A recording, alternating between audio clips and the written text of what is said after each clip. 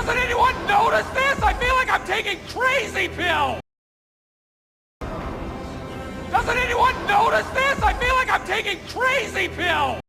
But the big one is still to come. We have 2 months until the Rings of Prime, and yet we haven't seen a single trailer. We've seen a couple of teasers, but nothing with any actual dialogue in it. I'm certainly getting some Eternal vibes. But Gary of Nerdrotics, or Nerdrotic, or whatever Nerdrotic calls himself, basically the Nazi, is back to torture us with some new videos on how Amazon will destroy definitively J.R.R. Tolkien. And we know this because, of course, we already have the faithful adaptation we've all waited for in the Jackson films. But let me not speak for Gary. Let Gary speak for himself and make himself out to be a complete idiot.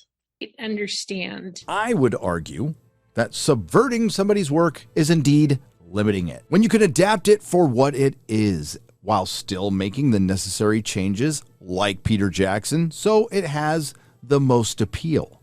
But that's not the problem here. The problem with the posers, the problem with the activists is it has to reflect their exact point of view.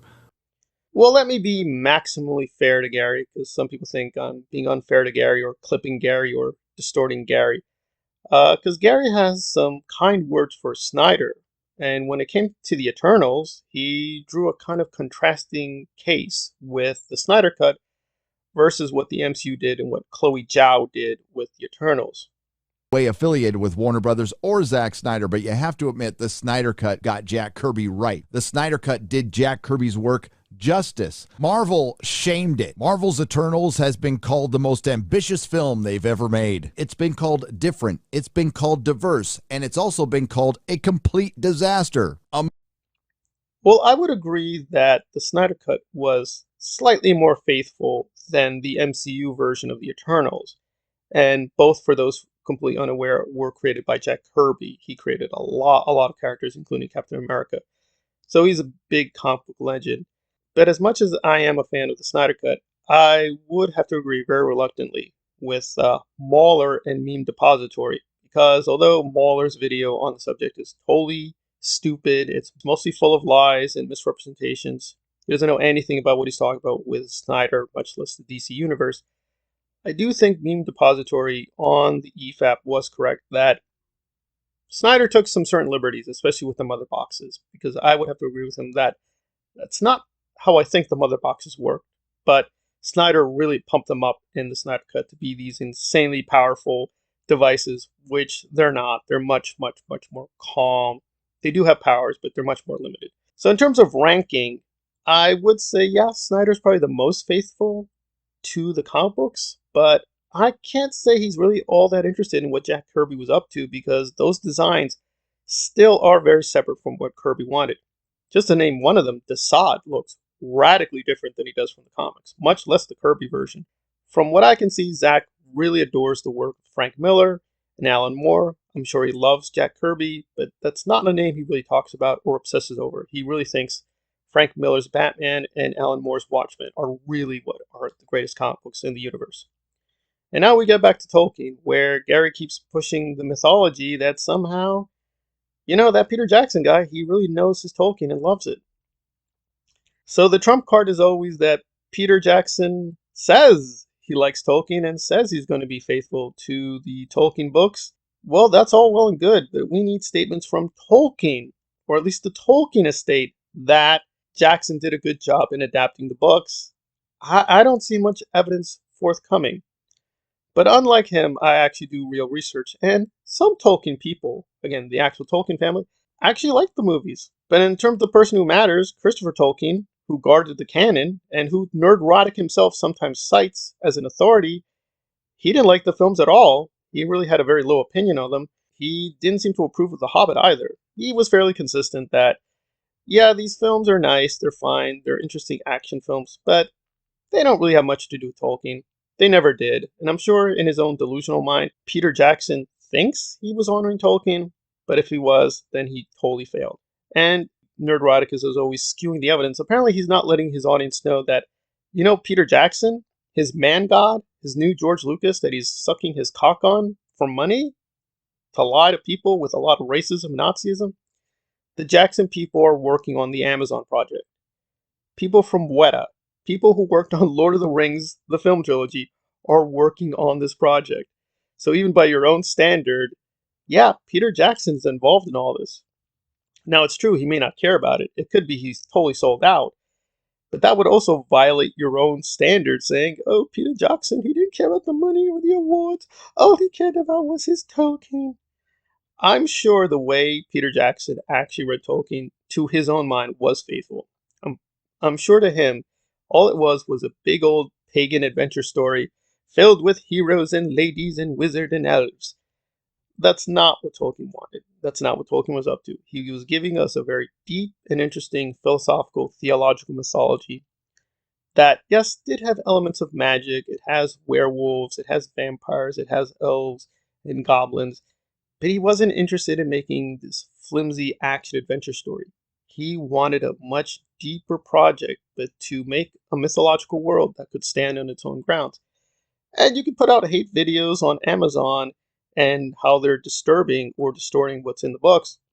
I'll do some of those videos myself, but I don't think you want to go the route that the Jackson and Snyder, they honor the authors of Amazon, they don't honor. I'm sure when all is said and done, and when I see season one, I'm going to be pretty confident in terms of ranking.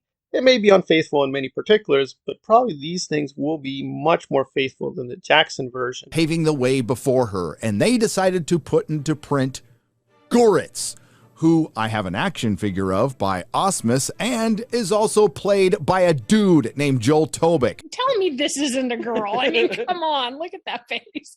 Which the Mary Sue's Madeline Carpoo or anyone on this podcast could have figured out with this simple Google search. Just a moment. Need a little sip of the Geek Grind Nerdrotic blend.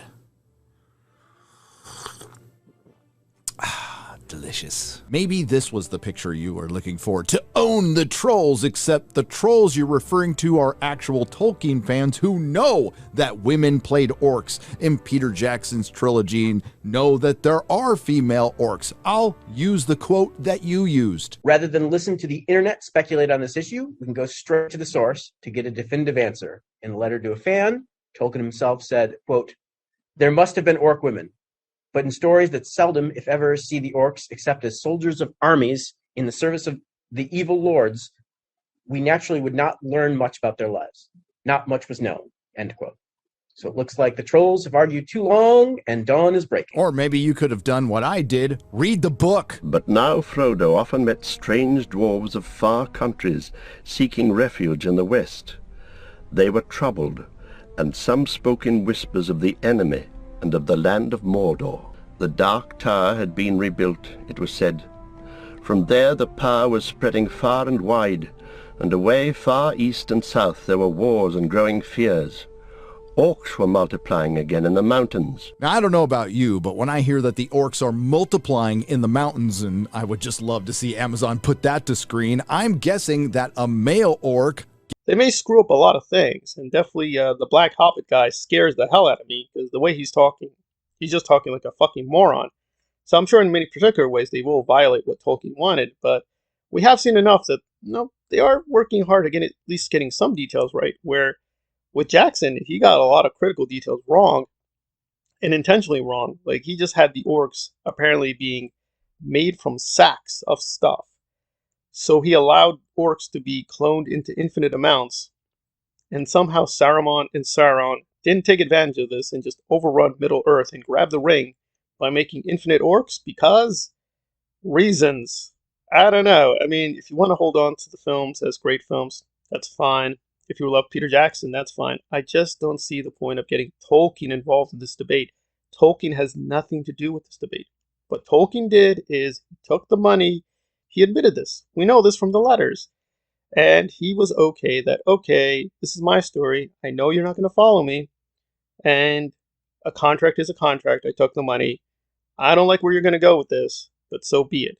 And that's with United Artists. And that's all we have. Now, in terms of Peter Jackson, I mean, you can make all this fan fiction you like, but we have no evidence. Zero evidence he did or would approve of the Jackson versions. We have zero evidence. So continuing this mythology that somehow J.R.R. Tolkien and Peter Jackson co-wrote The Lord of the Rings is very well and nice, but it is a false myth. It never happened. The author of The Lord of the Rings is J.R.R. Tolkien, not Peter Jackson, and not his film trilogy. They are separate things. There's a somewhat thin connection, but even bringing the Snyder Cut is pointless. There just isn't a comparison. Snyder genuinely understood comic books. He may have done some things which were very, very problematic, but he definitely knows his stuff. I don't think he wants to sustain the argument that Peter Jackson is a Tolkien expert or a lore expert. He's not, and you're just coming off like a dumbass saying that, and a really racist Nazi one at that. A void in the Lord of the Rings fandom. I didn't want to see what happened to Star Wars happen to Lord of the Rings. I didn't want to see what happened to Doctor Who and Star Trek and Marvel Comics and everything else we've loved happen to Lord of the Rings. The good news is things are different this time around. Finally, there's a fan base that is largely united in one sole purpose. Doesn't anyone notice this? I feel like I'm taking crazy pills. Doesn't anyone notice this? I feel like I'm taking crazy pills.